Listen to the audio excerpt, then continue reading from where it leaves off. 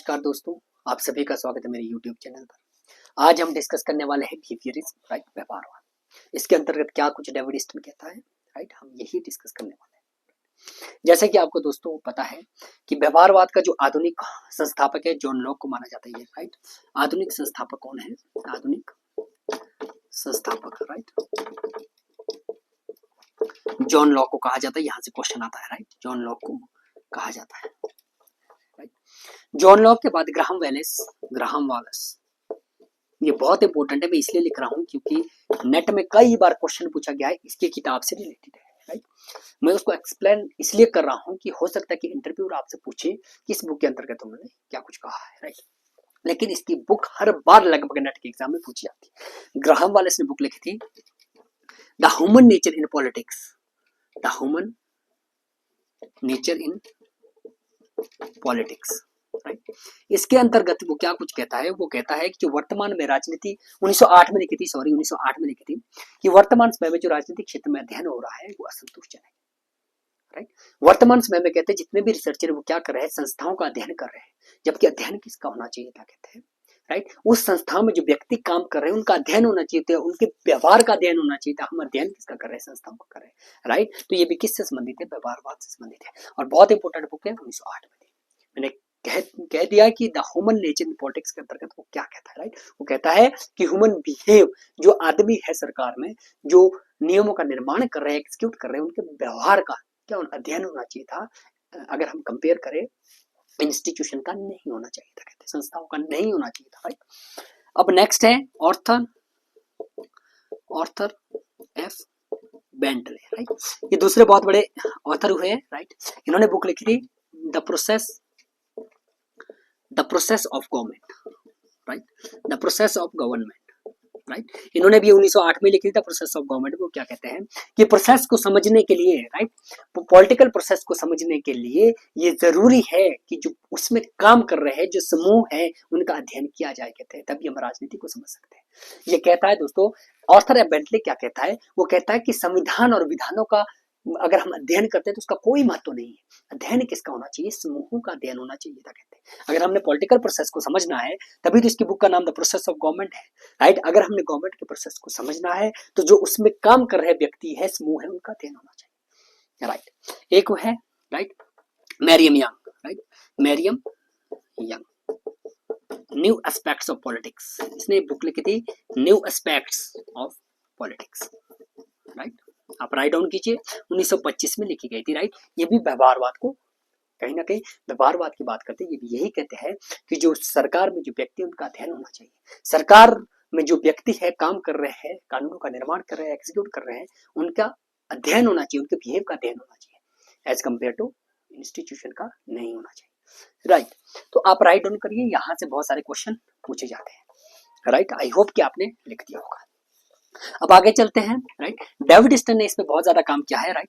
हुआ क्या था दोस्तों कि 1945 में जब जापान पर अमेरिका ने परमाणु बम गिराया था, राइट, तो ये माना गया कि आइडियलिज्म और रियलिज्म में ये दोनों विचारधारा फेल हो गई है, क्योंकि दोनों ये अज्यूम नहीं कर पाए कि अमेरिका क्या करने वाला है, राइट।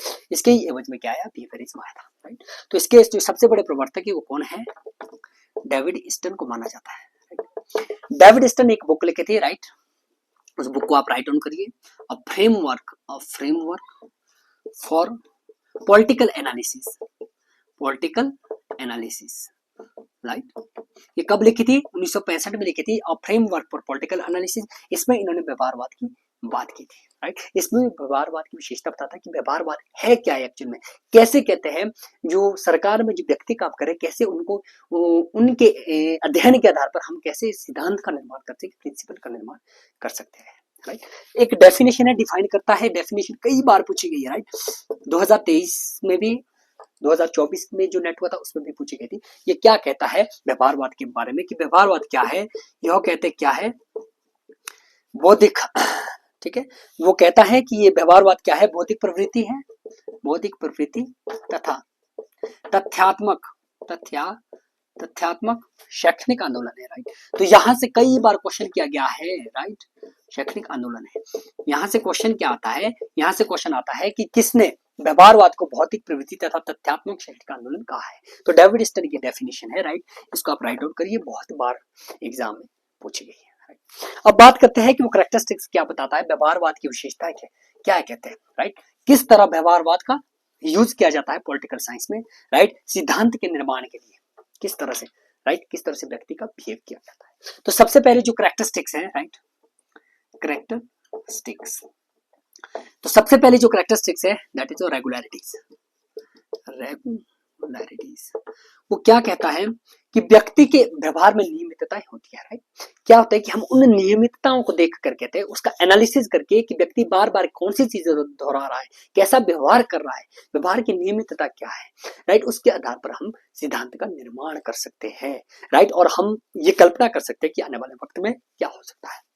तो सबसे पहली विशेषता बताता है कि व्यवहारवाद में क्या देखा जाता है, रेगुलरिटी देखी जाती है, व्यवहार में नियमितताएं देखी जाती है कि रेगुलर उसी तरह का बिहेव हो रहा है या नहीं, राइट।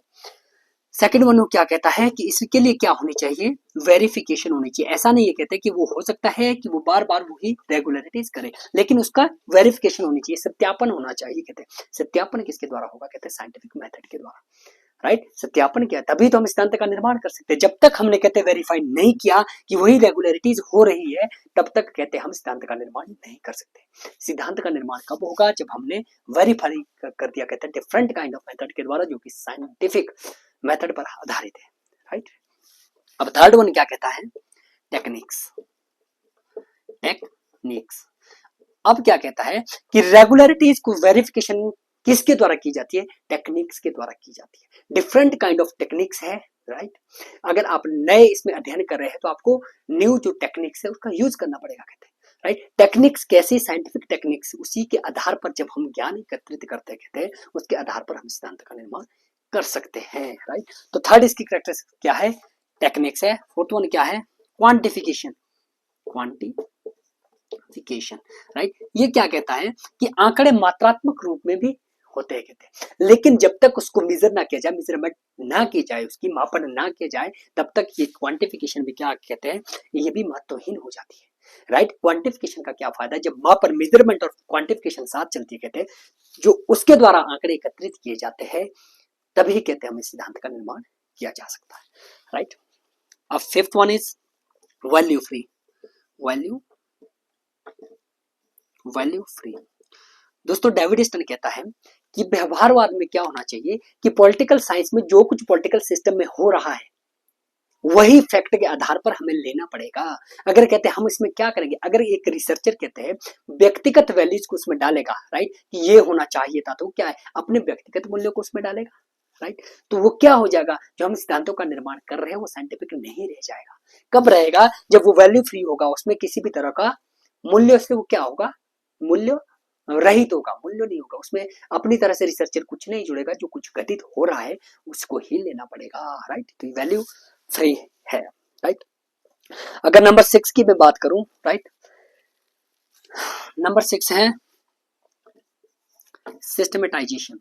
सिस्टमेटाइजेशन, राइट, कि जो ये क्या कहता है कि जो रिसर्चर होता है, जब भी वो रिसर्च करता है, व्यवहार में रेगुलरिटी है, वेरिफिकेशन है, तो सिस्टमेटिकल वे में किया जाना चाहिए, क्रमबद्ध तरीके में किया जाना चाहिए। फॉर एग्जांपल, अगर उसने सबसे पहले रेगुलरिटीज को जांच लिया, उसने उसको वेरीफाई नहीं किया, वो सीधा टेक्निक्स पर चला गया, वेरीफाई नहीं कर पा रहा है उसको, तो वो क्या है, सिद्धांत ही गलत हो गया। यानी जो कहते हैं साइंस होती है, राइट, वो किस पर आधारित होती है, क्रमबद्धता, व्यवस्थित आधार पर होती है, राइट, उस पर बेस्ड होती है। तो रिसर्चर को ये ध्यान में रखना पड़ेगा कि वो सिस्टमेटाइजेशन भी क्या है, ये व्यवहारवाद की एक कैरेक्टरिस्टिक से विशेषता है, राइट। अब नंबर जो 7 है that is of pure science. Pure science, pure science उसका मतलब क्या है, वो क्या कहता है कि एक रिसर्चर जब रिसर्च करता है तो उसको सामाजिक उपयोगिता को ध्यान में नहीं रखना है, राइट, उसको सिर्फ फैक्ट के आधार पर रिसर्च करना है कि इस पॉलिटिकल सिस्टम में ये हो रहा है, उसको कहते हैं समाज की उपयोगिता में नहीं पढ़ना चाहिए कि समाज के लिए उपयोगी है ये वाला पॉलिटिकल सिस्टम की नहीं है, इस पे रिसर्चर को नहीं जाना चाहिए। कहते हैं होता क्या है, व्यवहारवाद के अंतर्गत क्या किया जाता है, कहते हैं हम कहते हैं जो व्यवहारवादी होते हैं, जो रिसर्चर होता है, राइट, वो क्या करता है कि वो समाज की उपयोगिता ना देख के जो पॉलिटिकल सिस्टम में जो फैक्ट है उस फैक्ट को ही लेता है, राइट। तो क्या होगी हमारे पास जो रिजल्ट निकल कर तो क्या होगी, प्योर साइंस होगी, कहते हैं बिल्कुल शुद्ध हमारे पास आंकड़े आएंगे, राइट, उसके बेस पर हम अज्यूम कर सकते हैं कि आने वाले वक्त में क्या हो सकता है। Number 8 that is a integration, right.